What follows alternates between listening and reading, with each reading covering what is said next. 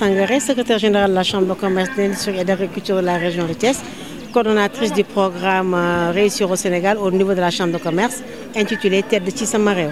Aujourd'hui, dans le cadre de ce programme, vous avez initié 2 jours de portes ouvertes pour également procéder à la remise de diplômes à des récipiendaires. Parlez-nous de l'initiative de cette manifestation. L'initiative de cette manifestation, donc, c'est issue de la coopération entre le gouvernement du Sénégal et la République fédérale d'Allemagne, donc qui dure depuis 1977. Donc, il y a une entente intergouvernementale entre la GIZ et le Sénégal depuis 3 ans maintenant pour le programme Réussir au Sénégal, c'est-à-dire c'est pour lutter contre la migration et pour le chômage des jeunes et des femmes. Aujourd'hui, vous venez de remettre des diplômes à 120 jeunes qui sont initiés ici. Ils ont été initiés en quoi? Ils ont été sélectionnés. Donc parmi 700 jeunes, il y a eu 120 qui ont été sélectionnés. Donc au bout de séances très très serrées, en écrit et en oral. Donc ce qu'on a fait, c'est que nous les avons d'abord inculqués en l'esprit d'entreprendre, donc en les formant en gestion d'entreprise, en développement personnel et en éducation financière des clients des systèmes financiers. Par la suite, ils se sont scindés en secteurs, chauffeurs, camions, gros porteurs, aviculteurs, producteurs agricoles, producteurs agroalimentaires et énergie renouvelable. Donc il y a 40 qui sont dans le secteur agroalimentaire, il y a 20 qui sont dans l'agriculture, 30 qui sont dans l'énergie renouvelable et nous avons pu aider 30 jeunes à avoir leur permis de conduire gros porteur. Maintenant qu'ils ont le... En matière d'accompagnement, c'est l'auto-emploi, parce qu'en plus de leur avoir facilité la formation, nous avons créé des entreprises. Aujourd'hui, chaque récipiendaire a son registre de commerce, a son INEA, et pour ceux qui sont dans la production agroalimentaire, donc les produits ont pu avoir l'autorisation FRA, et ils ont chacun un lot de 10 codes barres. Donc, parce que nous voulons faire, c'est une nouvelle génération de promoteurs, c'est une nouvelle génération de start-up, une nouvelle génération d'entrepreneurs. Donc, qui d'abord, dès le premier temps, intègre le secteur formel. C'est pourquoi vous avez vu le centre de gestion agréé qui est là, qui va les accompagner dans la comptabilité, qui va les accompagner dans les démarches administratives, les différentes déclarations fiscales. Voilà, et les cotisations fiscales aussi.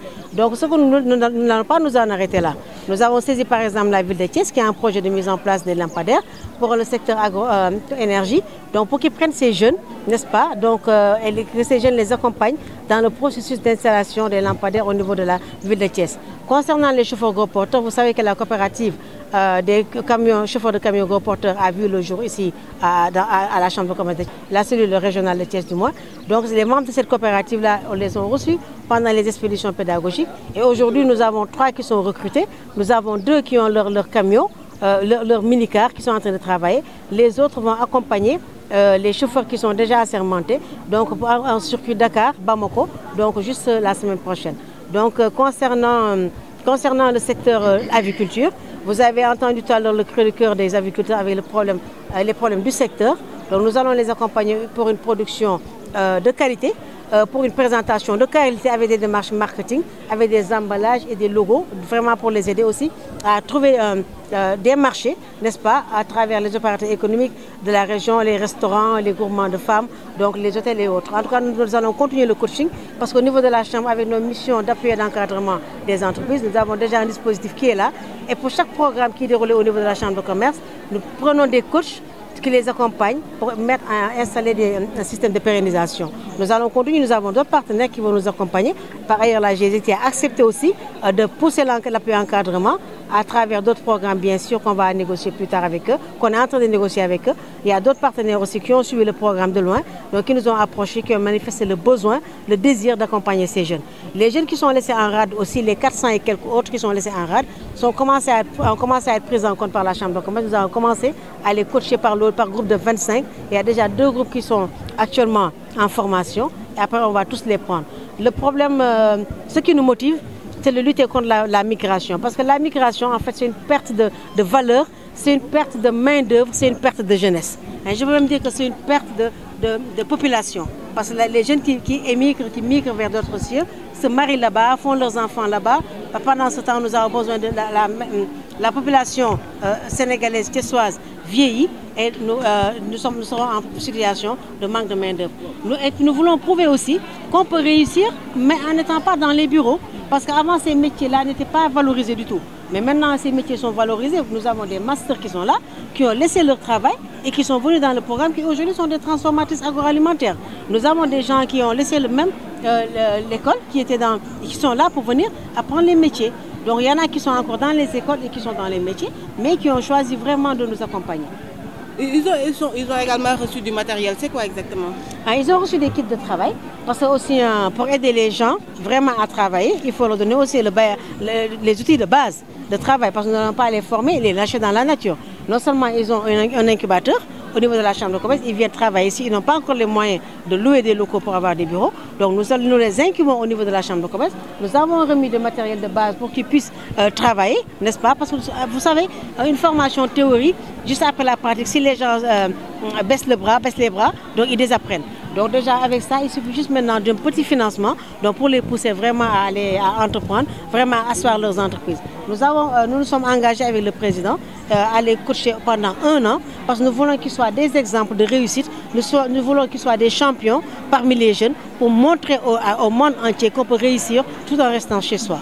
Le projet Réussir au Sénégal, nous avons dit la Chambre de commerce de Thiès tënku aussi tedd ci sama réew lëkkaloo ko coopération sénégalo-allemande GIZ lu ñu si nam mooy jàppale xale yi si xam-xam si liggéey si métier ak ñu teg aussi ñoom seen i kuréel yoo xam ne si la ñuy liggéey maanaam teg seen i entreprise. Programme bi Sénégal ak Allemagne ñoo ko déggoo bi Sénégal ak Allemagne lëkkaloo depuis 77 ñu renouvelé waat ko encore en 2016 pour téye xale yi nga xamante ne que ni dañuy émigré ji.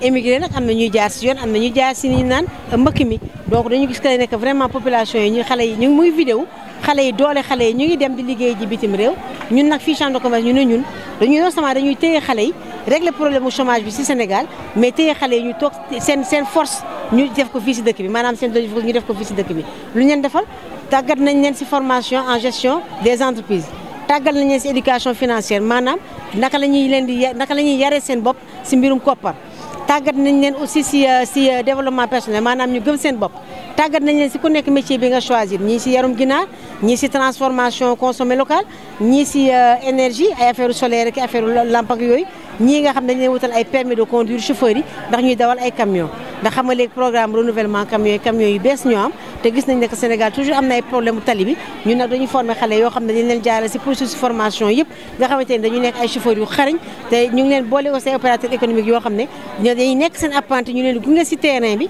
ñoom aussi voilà suñu ko ndax ñu nekk ay professionnels léegi gis ngeen ne que gis nañ leen kenn ku si ne jox nañ leen ay matériels yu ñuy liggéeyee transformatrice yeeg ñiy yar ginaar kii ñiy def énergie ku si ne jox nañ leen ay jumtukaay yu ñuy liggéeyee parce que dañu duñ leen formé jox leen kayit rek lâché leen li ñu mën a def mooy que ne que formé nañ leen jox nañ leen kayit mais dañ leen jox aussi ay jumtukaay ñu tàmbali seen liggéey en attendant ñu wutal leen yeneen financement ndax ñu gën a am dëgërluwaay donc jumtukaay tey kenn ku si ne tey am nga registre de commerce am nga NINEA pour ñu transformer yi am nañu Fra am nañu code barre mën nañu jaay si grande surface yi donc ñii aussi mën nañ dem di réparer ji parce que formation bi dañ ko def li ñuy wax formation par alternance dañuy jàng bind dem pratiquer ji aussi sur site donc formation bi daal duré na fukki weer moo tax ñu koy jeexante d'habitude dañ daan gis ne que activité su daan commencé dañuy def activité de lancement maanaam pour annoncer ne que programme baa ngi ñëw mais ñun chambre de commerce dañ ne soo lancé da ngay wax rek doo am dara loo wone dañuy dérouler ba am résultat ñu def nag cérémonie de clôture maanaam wone li nga xamante ni moom la ñuy def dañu si am lu bari